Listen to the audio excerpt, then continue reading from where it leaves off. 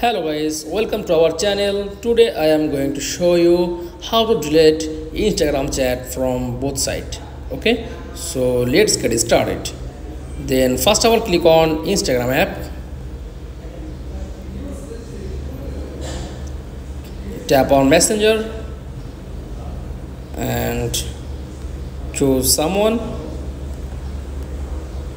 Okay, then delete Instagram chat from both sides. Okay, tap on your message, press and click on delete for you and delete for you and click on this message, tap on unsend. That's all. Thanks for watching. Please like, comments and subscribe. Thank you.